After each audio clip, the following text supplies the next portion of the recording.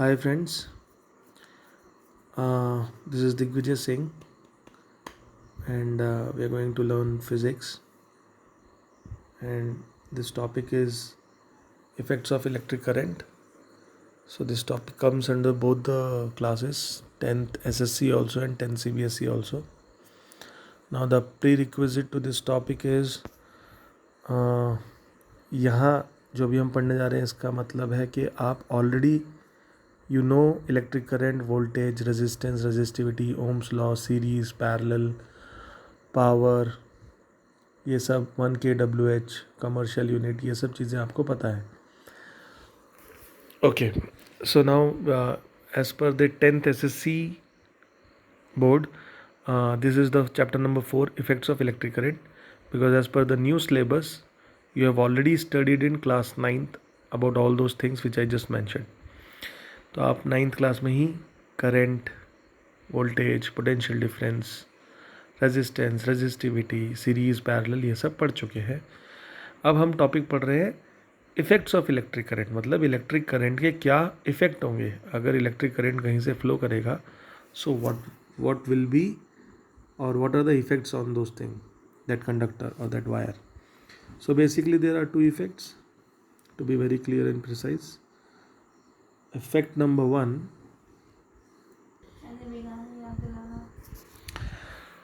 so I'm sorry there was a pause in between.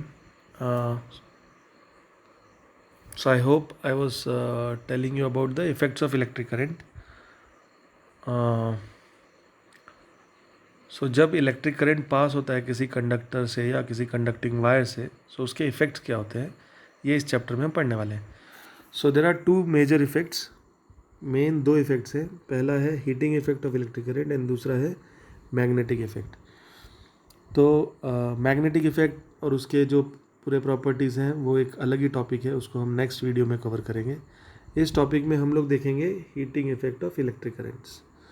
So heating effect of electric current से ही आपको समझ में आ रहा है. सो उसका पहला इफेक्ट क्या है, जब भी करंट पास होगा किसी भी वायर से या कंडक्टर से वहाँ पे हीट जनरेट हो जाएगी. It's as simple as that. Whenever a current is flowing, suppose एक वायर है, a current is flowing through a wire, there will be generation of heat around it. उसके चारों तरफ उस वायर में हीट आ जाएगी. और इसके आपने बहुत सारे एग्जांपल देखे होंगे. कभी भी कोई चीज़ जिससे करंट पास कर रही है वो गर्म हो जाती है.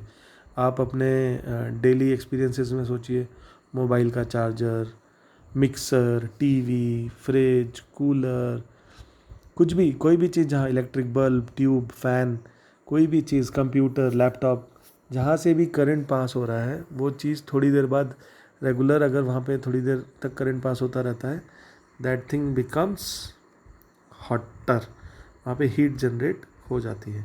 सो इस इफ़ेक्ट को बोलते हैं heating effect of electric current. इसी का दूसरा नाम है Joule's law. So Joule's law is connected to this topic only, heating effect of electric current. Joule's law क्या है, जूल्स हमें पता है, Joules is the scientist name. Work done और एनर्जी की जो यूनिट है उसका नाम है जूल्स. तो उन्हीं साइंटिस्ट ने इस हीटिंग इफेक्ट को मैथमेटिकल फॉर्म में जो दिया, जो इसका एक्सप्रेशन बना के दिया कि कितना हीट जनरेट होगा, उसके नाम पे वो पड़ गया जूल्स लॉ. तो वो कितना हीट जनरेट होगा मैं आपको एक डेरिवेशन से दिखाता हूँ. तो मैं आपको पहले ही बताता हूँ कि वो हीट जनरेट कितना होगा. H is equal to, H है heat, is equal to I square R T. I square R T, H is equal to I square R T. ये हीट जनरेट होगा, यही है जूल्स लॉ. इसी चीज़ को आप, इस एक्सप्रेशन को आप वर्ड्स में बोल दीजिए, that will become define joules law. अगर आपको एग्जाम में क्वेश्चन आता है define joules law, what is joules law, what do you mean by joules law, तो आपका आंसर है when ever a current is flowing through a conductor, there is a generation of heat, and this heat generated is directly proportional to the square of the current flowing, resistance in the conductor, and for the time duration, product of the resistance, time duration and the square of the current will give you heat. So heat is directly proportional to square of the current flowing, directly proportional to the resistance and directly proportional to the time. इसका मतलब H is equal to I square R T. कितने समय तक कितना resistance और कितना current flow कर रहा था उसका स्क्वायर, इन तीनों का प्रोडक्ट बन जाएगा जूल्स लॉ। इसी चीज़ को आप वर्ड्स में बोल दीजिए, this will become joules law. अब इसका मैथमेटिकल एक्सप्रेशन क्या है, लेट्स सी। या फिर इसी स्लाइड को हम we can erase it, okay. So इसी स्लाइड को sorry, how will you mathematically express, और जिसको हम लोग फिजिक्स की भाषा में बोलते हैं derivation, how will you derive this formula. Now for deriving this formula, देखिए डेरिवेशन कभी भी हम करते हैं तो हम एक नया फार्मूला निकालते हैं, किससे, पुराने नोन फार्मूलों से। जो हमारे पास पुराने नोन फार्मूले हैं, जो हमें पहले से पता है, उन फार्मूलों से हम कुछ एक नया फार्मूला डिराइव करते हैं। तो हमें क्या पता है, हमें 9th क्लास के कुछ फार्मूलेस पता है। क्या पता है हमें 9th क्लास में, वर्क पावर एनर्जी चैप्टर में आपको याद होगा एक टॉपिक था, energy and work done are same. शायद आपने मेरे पुराने लेक्चर्स अटेंड किए होंगे या क्लासेस देखे होंगे, तो उसमें है, मैं ये हमेशा बोलता हूँ, एनर्जी और वर्क डन फिजिक्स की भाषा में दोनों जुड़वा भाई हैं, और इसलिए दोनों की यूनिट भी सेम है, जूल। तो एनर्जी और वर्क डन दोनों सेम है, या फिर मैं बोलूँगा कि वर्क डन ही एनर्जी है, और क्योंकि यहाँ पे हम वही एनर्जी, हीट एनर्जी की बात कर रहे हैं, तो वही हीट है यहाँ पे हमारे लिए। आज के केस के लिए वही वर्क डन, वही एनर्जी है, और वही तो हीट है, क्योंकि आपको पता है law of conservation of energy, energy can not be created, energy can not be destroyed, but it can only be transform from one form to another form. एक फॉर्म से दूसरे फॉर्म में उसका परिवर्तन कर सकते हैं। तो इस इधर जो हम एनर्जी की बात कर रहे हैं वो है हीट एनर्जी। तो पॉइंट ये है कि वर्क डन और हीट एनर्जी सेम है, ठीक है। दूसरा फॉर्मूला जो हमको ऑलरेडी पता है वो है पावर का। आपने वर्क पावर एनर्जी में पढ़ा होगा, what is power, rate of doing work, work done upon time. So rate of doing work is known as power, ये भी आपने पढ़ा है, मतलब W upon T. Very good, ये भी आपने पढ़ा है। अभी मैंने आपको बताया W अपॉन टी, एंड हमें पता है W ही H है, तो ये हम लोग अभी दोनों होल्ड पे रखेंगे। इसका मतलब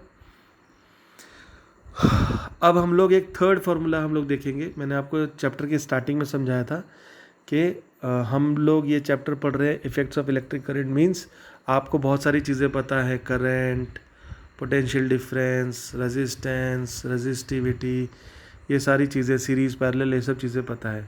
इनसे रिलेटेड एक फार्मूला था हमारे पास, कौन सा फार्मूला था बताइए, ओम्स लॉ पता है आपको। तो ओम्स लॉ सबको पता है, V is equal to I R, जो पोटेंशियल डिफरेंस है, it's a product of resistance and current. और उससे पहले हमें एक और फार्मूला पता है, किसका, पोटेंशियल डिफरेंस का। सो पोटेंशियल डिफरेंस का ओरिजिनल डेफिनेशन से अगर आपको याद होगा, what is potential difference, work done upon charge, W by Q। ध्यान आ रहा है, where Q is charge and Q is equal to NE, ये भी शायद याद होगा आपको, ठीक है। तो ये देखिए, इसलिए कैसे टॉपिक्स कनेक्टेड रहते हैं, ये इंपॉर्टेंट है समझना। हर एक टॉपिक एक दूसरे से लिंक्ड है, ये इससे लिंक्ड है, वो इससे लिंक्ड है। तो 9th में जो आपने वर्क पावर एनर्जी पढ़ा, और अभी 10th में जो इससे पहले के टॉपिक्स पढ़े, या फिर SSC वाले बच्चों के लिए जो 9th में आपने टॉपिक पढ़ा था, वो यहाँ पे कनेक्टेड है।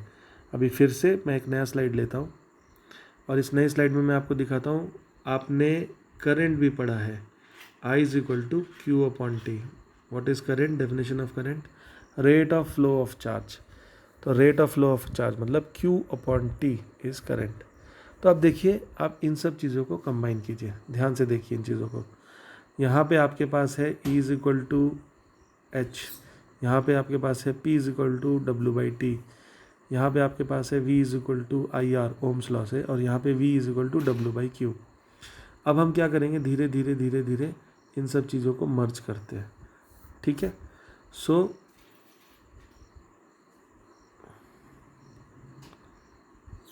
V is equal to W by Q. What is potential difference? Work done to bring a charge from one point to another point. So work done upon charge. So इधर से मुझे मिला,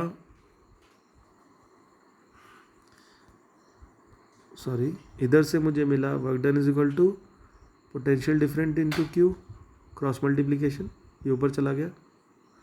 V is equal to W is equal to V into Q। Now यहाँ से इसके ऊपर ही ये देखिए जो फॉर्मूला लिखा हुआ है, यहाँ से मुझे क्या मिला, Q is equal to I into T, दिख रहा है आपको, ये Q है यहाँ, इस Q से आप इसको क्रॉस मल्टीप्लाई करेंगे तो ये आई टी हो जाएगा। सो Q की जगह आई टी हो गया, तो इसका मतलब मैं W को यहाँ पे लिख सकता हूँ V और Q की जगह ये वाला I T, I into T, ठीक है। और अभी मैंने इससे पहले वाली स्लाइड में दिखाया था आपको, ये देखिए, आपको ओम्स लॉ याद है, ये वाला फॉर्मूला याद है, V is equal to I R. तो ये ओम्स लॉ से आपको अभी थर्ड फार्मूला मिल रहा है, V is equal to I R. तो आप यहाँ पे भी W इज इक्वल टू, मैं यहाँ V की जगह क्या लिख दूँगा, आई आर, और ये I पहले से ही है और ये T यहाँ पे पहले से ही है। तो W is equal to I R I T. मैं एक और स्लाइड लेता हूँ। सो आपके पास फार्मूला बन गया, W is equal to I R I T. इसी चीज़ को अगर मैं करूँ सॉल्व तो ये बन जाएगा आई स्क्वायर आर टी। और मैंने आपको पहले ही बताया था W ही H है, यही है Joule's law, H is equal to I square R T, H is equal to I square R T. I think थोड़ा सा आपको ऐसा देखने में टिंग टोंग लगा होगा, बट एक्चुअली इतना कुछ है नहीं है। मैं आपको फिर से एकदम प्रेम से समझाता हूँ, एक बार फिर से रिवाइज करेंगे। 1 मिनट जस्ट मुझे दीजिए, मैं क्लीन कर लेता हूँ स्लाइड्स। ओके, मैं आपको रिवाइज करा रहा हूँ heating effect of electric current, जिसका दूसरा नाम या उसका दूसरा एक्सप्लेनेशन है जूल्स लॉ। जूल्स लॉ है the heat generated in a conductor when the current I is flowing through it is directly proportional to the product of square of the current, the resistance and the time for which the current is flowing, जिसको कि हम maths की भाषा में बोलते हैं H is equal to I square R T. ये derivation generally आपको SSC बोर्ड में जनरली नहीं पूछी जाती है, CBSE बोर्ड में ये इंपॉर्टेंट है, आपको आनी चाहिए डेरिवेशन करनी, और इसके ऊपर न्यूमेरिकल्स भी रहते हैं। SSC में भी इसके ऊपर ज़्यादा न्यूमेरिकल्स स्ट्रेट फॉरवर्ड आते नहीं हैं, और जो आपको टेक्निकल घुमा फिरा के नहीं आते हैं। SSC में जो न्यूमेरिकल्स आते हैं वो स्ट्रेट एकदम सिंपल फार्मूले से आते हैं, पर इन केस फिर भी हमें ये आना चाहिए, टेक्स्ट बुक में दिया हुआ है। तो मैं जस्ट रिवाइज करा रहा हूँ कैसे ये फार्मूला आता है। आप ध्यान रखिए, हमें क्या निकालना है वो आप पहले याद रखिए। हमें निकालना है डिराइव करके H is equal to I square R T. अब इसको निकालने के लिए हमारे पास कुछ नॉन फार्मूले हैं। पहला, हमें पता है power is equal to work done upon time. अच्छा, इस फार्मूले की एक्चुअली हमें ज़रूरत ही नहीं है,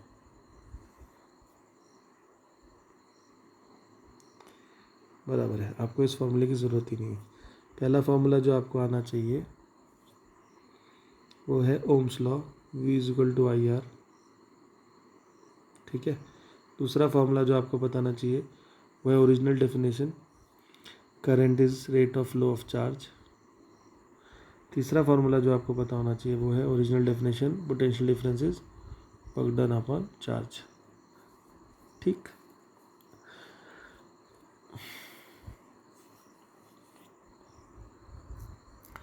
अब ये 3 फार्मूलों को यूज़ करते हुए हमें ये फार्मूला निकालना है, ये 3 फार्मूलों को यूज़ करते हुए हमें ये फार्मूला निकालना है। फिर से मैं एक नई स्लाइड लेता हूँ। ये 3 फार्मूलों को यूज़ करते हुए ये फार्मूला कैसे निकालेंगे, ये देखिए यहाँ पे। तो हम लोग जो ये थर्ड फार्मूला है V is equal to W by Q, इसको हम V is equal to W by Q, इसको हम लिख सकते हैं W is equal to V into Q, V Q लिख सकते हैं, very good. Similarly second formula है I is equal to Q by T, इधर से हम लिख सकते हैं, इससे हम डिराइव कर सकते हैं Q is equal to I T, cross multiplication, okay. Now ये जो Q is equal to I T है इसको मैं W में डालूंगा, ऊपर वाले W is equal to VIT, ठीक है, W is equal to VIT। अब मैं यहाँ पे पहला फॉर्मूला यूज़ करूँगा, मैं फिर से एक और स्लाइड लेता हूँ। पहला फॉर्मूला क्या था, V is equal to W/Q, इसका मतलब हुआ W is equal to VQ, और V मैंने अभी पहले निकाला। अभी देखिए आपने यहाँ पे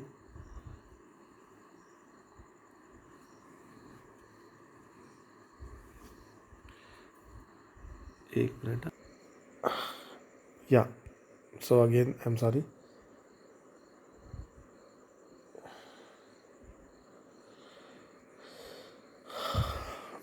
ये देखिए हमने V is equal to W is equal to VIT already निकाल दिया। अब हम फर्स्ट फॉर्मूले का यूज़ करेंगे, वो जो है Ohm's law, V is equal to IR। तो आपने W is equal to VIT ये निकाल दिया अभी तक। अब हम लोग यहाँ पे W is equal to Ohm's law लगाएंगे। ओम्स लॉ क्या है, V is equal to IR और पहले से IT, तो ये बन गया I²RT।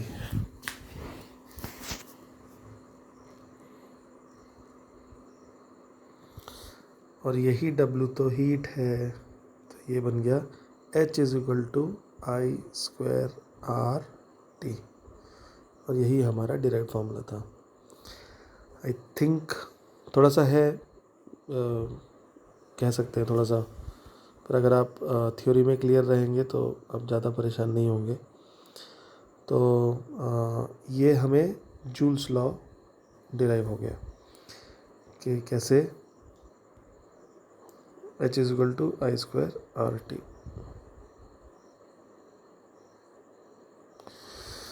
ठीक है, अब हम लोग जो थ्योरी में देखने वाले हैं वो है कैसे ये heating effect of electric current है। ये जो प्रिंसिपल है, ये जूल्स लॉ का प्रिंसिपल या हीटिंग इफेक्ट का जो प्रिंसिपल है, इसको हम ऑर्डिनरी अपनी लाइफ में कहाँ कहाँ देखते हैं, और इलेक्ट्रिक सर्किट और इलेक्ट्रिक करंट के यूज़ में। सो बेसिकली 3 टाइप से इसका यूज़ होता है। ध्यान से देखिए, मैंने इसको एकदम शॉर्ट फॉर्म में समझाने के एंगल से बता रखा है। अगर आप कुछ ज़्यादा नहीं याद कर पाए, सिर्फ इतना 3 शॉर्ट में भी याद रखेंगे तो भी ये इम्पॉर्टेंट है। ये heating effect of electric current का या जूल्स लॉ का यूज़ जो है वो 3 तरीके से इलेक्ट्रिकल अप्लायंसेस में अलग अलग तरीक़ों से होता है। पहला, हीटर, आपने घर में देखा होगा कॉइल वाला एक हीटर होता है जो कि निक्रोम के वायर से बना होता है। तो ये जो निक्रोम का वायर है, ये एक अलॉय है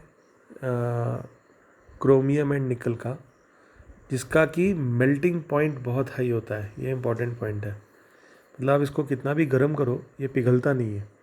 तो मतलब पिघलता है पर बहुत ज़्यादा, बहुत बहुत बहुत ज़्यादा हाई टेम्परेचर 3000-4000 डिग्री सेल्सियस पे,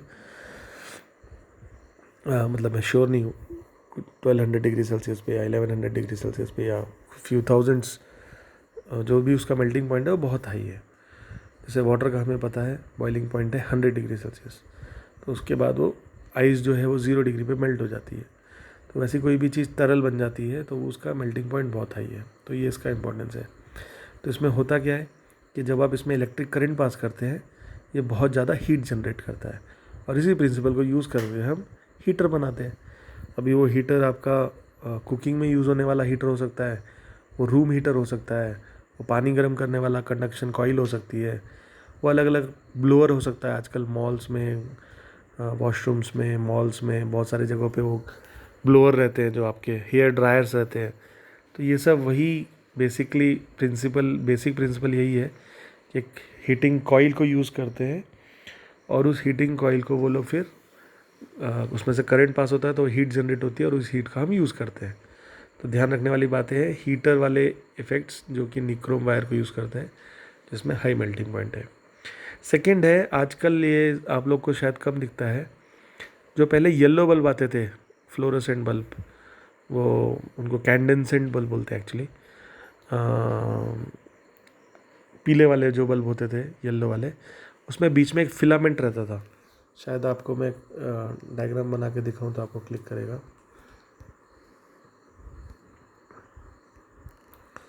वो ऐसा वी शेप में, उसमें 2 लाइन रहती थी और एक बहुत छोटा सा ऐसे ऐसे टिक टिक टिक टिक टिक टिक टिक स्प्रिंग की तरह रहता था, और ये पूरा गुल्लू ऐसा बल्ब के अंदर रहता था, और नीचे फिर होल्डर होल्डर होल्डर होल्डर। अभी भी दिखते हैं, ऐसा नहीं है कि ऐसे बल्ब नहीं है, but I am just saying कि बहुत कम हो गए हैं आजकल। एलईडी और एलईडी के ज़्यादा चल रहे हैं, एलईडी के बल्ब और ट्यूब्स ज़्यादा चल रहे हैं। तो ये जो बल्ब होते थे, इनको ये जो चीज़ होती है इसको बोलते हैं फिलामेंट। ये जो बीच में कॉइल की तरह जो चीज़ होती थी इसको बोलते थे फिलामेंट वायर।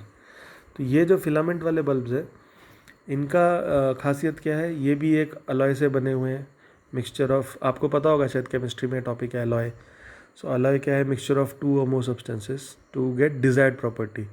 आपको कुछ डिजायर्ड, आपको कंडक्टिविटी भी बना के रखनी है, अच्छा कंडक्टर भी रहे, पर साथ ही साथ आपको ऐसा चाहिए कि बहुत गर्म होने के बाद भी वो पिघले ना। तो इस पर भी इंपॉर्टेंट पॉइंट वही है कि इसका भी हाई मेल्टिंग पॉइंट है। तो इतना गर्म हो जाता है, हाई मेल्टिंग पॉइंट है, फिर भी वो पिघलता तो छोड़ो, गर्म होके उसमें एक और स्पेशलिटी रहती है ऐसे वायर्स में कि वो ग्लो करने लगते हैं, दे स्टार्ट टू ग्लो, और ग्लो होने की वजह से वो हीट रेडिएट करते हैं, और जब वो हीट रेडिएट करते हैं तो that comes as out of light.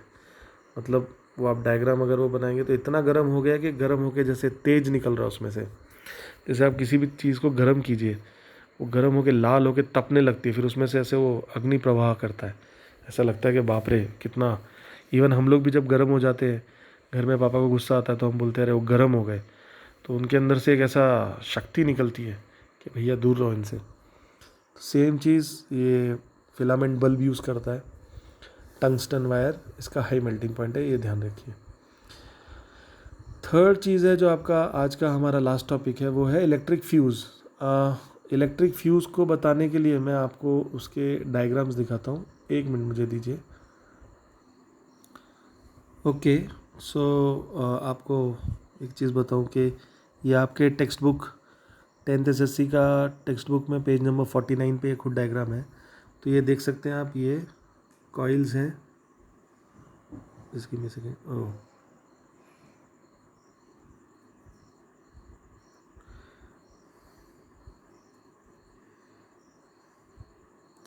तो आप देख सकते हैं जैसे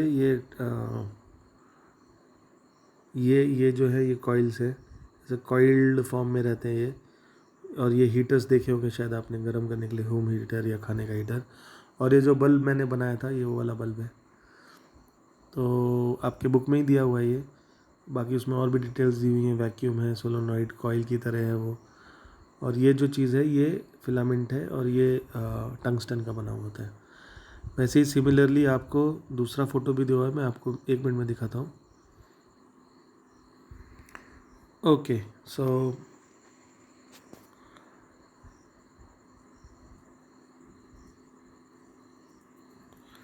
ये आपका ही टेक्स्ट बुक का फ़ोटो है।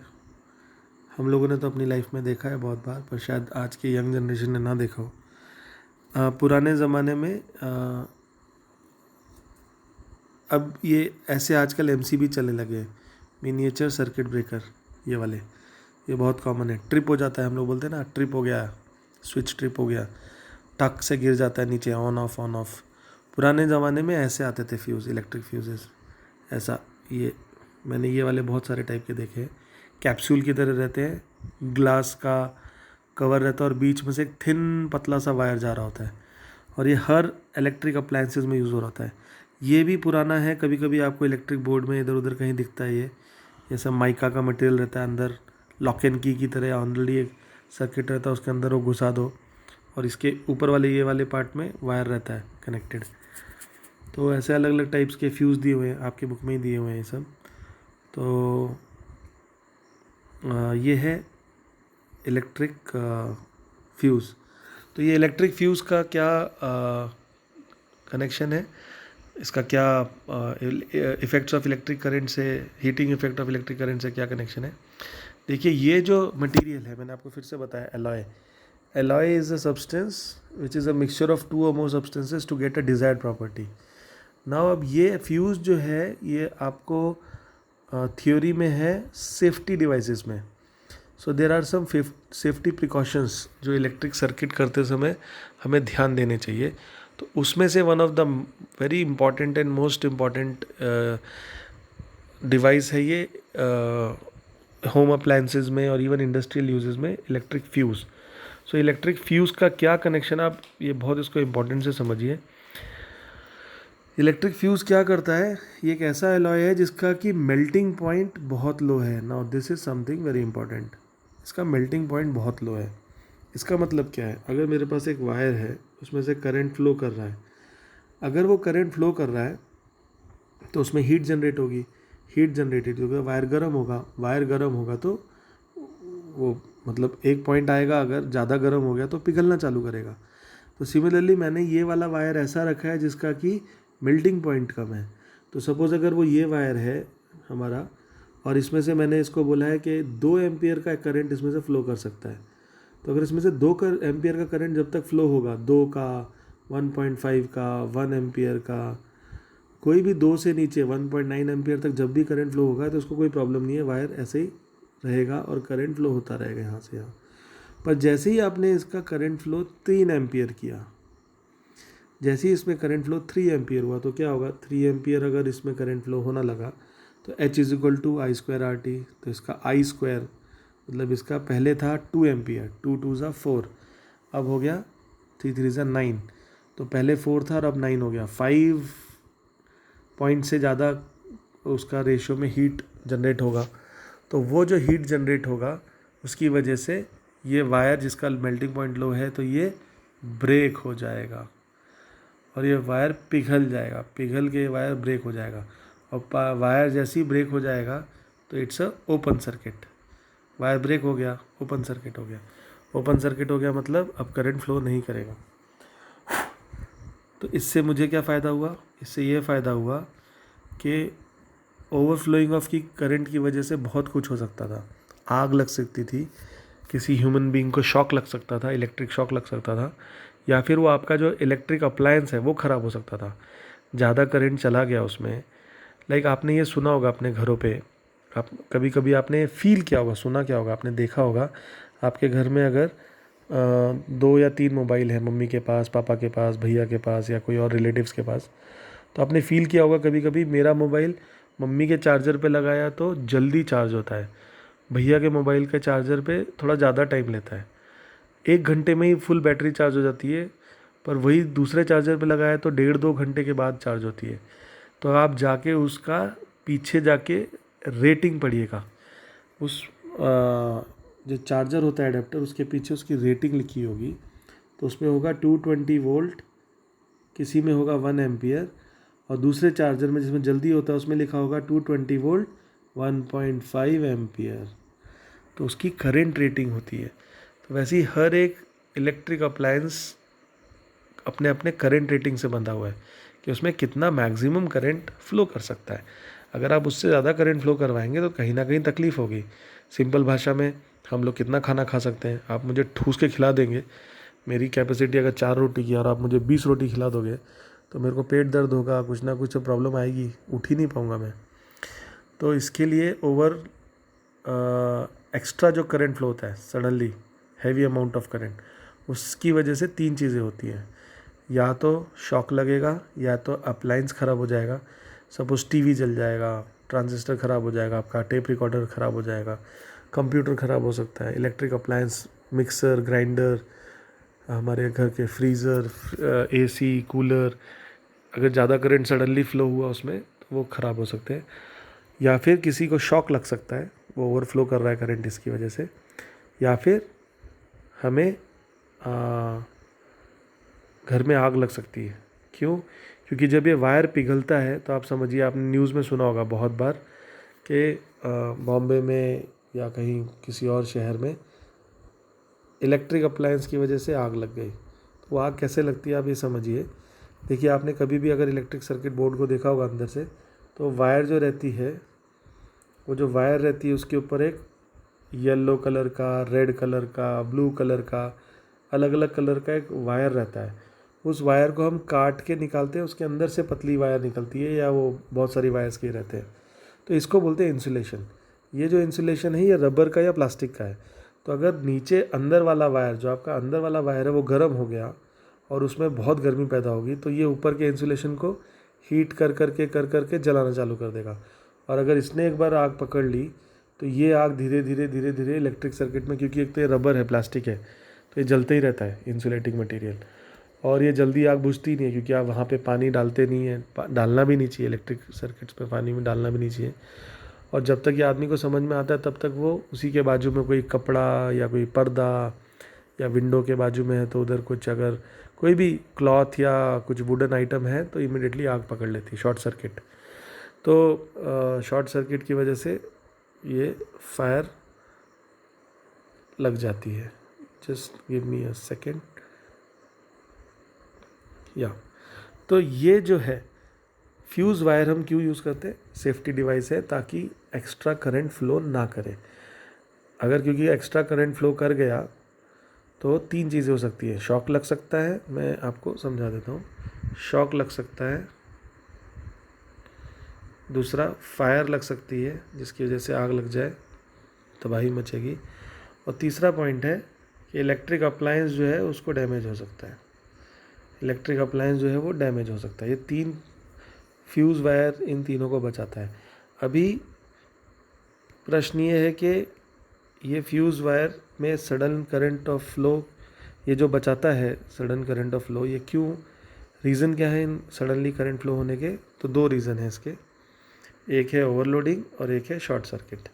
शॉर्ट सर्किट आपने बहुत कॉमन नाम है, सुना होगा, short circuit, short circuit, short circuit, इधर शॉर्ट सर्किट हो गया, इधर शॉर्ट सर्किट हो गया। शॉर्ट सर्किट क्या है बेसिकली? जब 2 पोलैरिटी प्लस और माइनस, जैसे बैटरी में होता है, अगर आप एक कोई बैटरी देखेंगे पेंसिल सेल, तो उसमें यहाँ पे से ठुल्लू निकला रहता है, एक प्लस होता है एक माइनस होता है। अगर ये दोनों बैटरी प्लस माइनस को आप डायरेक्टली शॉर्ट कर दो, आप दोनों उसको कनेक्ट कर दो without any resistance in between, तो ये सडनली एक heavy amount of current flow करेगा, बहुत ज़्यादा, क्योंकि इसको कोई रेजिस्टेंस ही नहीं है। What is resistance? Hindrance in the flow of current, जो करंट को रुकावट पैदा करे। But because there is no resistance, suddenly a huge amount of current flows through it, और इसकी वजह से यहाँ गर्मी बहुत पैदा हो जाएगी। सिमिलरली ये तो हो गया डीसी करंट में, डीसी करंट में ये हो गया। एसी करंट में क्या है, आपको पता है 3 वायर रहते हैं, earth wire, neutral wire and live wire. तो ये वाला जो होता है हमेशा ऊपर वाला, वो अर्थ रहता है, या जिसको हम ग्राउंड भी बोलते हैं, और 2 और होते हैं, एक होता है लाइव, एक होता है न्यूट्रल। तो लाइव और न्यूट्रल जो है, तो न्यूट्रल तो आपका सिर्फ रिटर्न पाथ के लिए होता है, इसमें कुछ करंट नहीं होता है, ये सिर्फ पाथ कंप्लीट करने के लिए होता है। जो लाइव वायर है उसमें ही करंट फ्लो हो रहा होता है। और लाइव और न्यूट्रल के बीच में पोटेंशियल डिफरेंस कितना होता है? 220 वोल्ट का। इंडिया में 220 वोल्ट का है।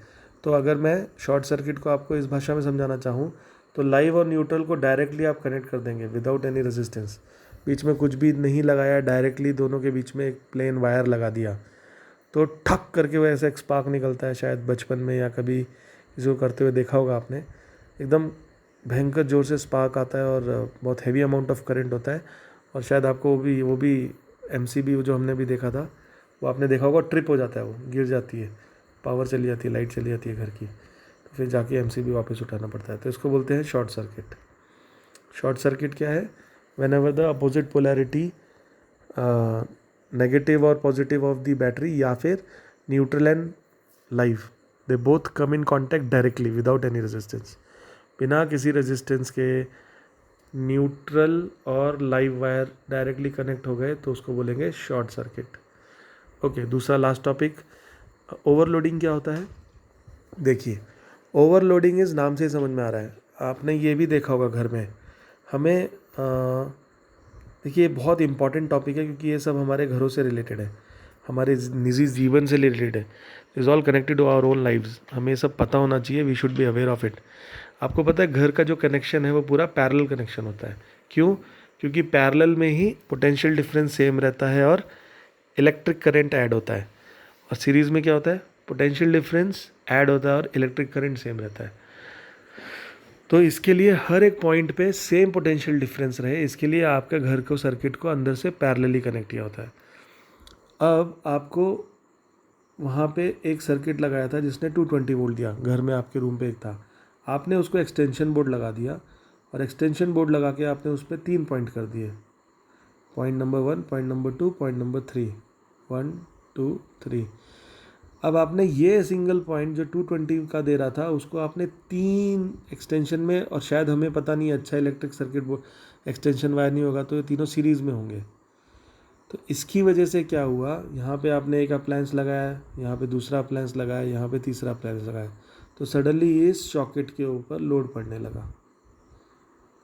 ऑफकोर्स घर के छोटे मोटे लोड इलेक्ट्रिक सर्किट झेल लेता है, पर आप समझिए इसी तरीके से अगर धीरे धीरे आपके घर में, आपके कमरे में, आपके बिल्डिंग में, आपके ब्लॉक में, आपके उस पूरे एरिया में, आपकी पूरी बिल्डिंग में, आपके पूरे वो वार्ड में इस तरह से बहुत ज़्यादा ओवरलोडिंग हो रही होगी, तो आपने कभी कभी सुना होगा सडनली ठप करके एक आवाज़ आती है और आपका जो डीपी रहता है, डिस्ट्रीब्यूटिंग पॉइंट, उधर से ऐसा कुछ धूम करके ट्रिप की आवाज़ आने आती है या ऐसा कुछ जल जाता है, उड़ जाता है, तो वो हो जाती है ओवरलोडिंग, कि आपने ज़्यादा अप्लायंसेस को लगा दिया, इसकी वजह से ज़्यादा अप्लायंसेस को लगा दिया, इसकी वजह से उसको ज़्यादा करंट ड्रॉ करना पड़ा।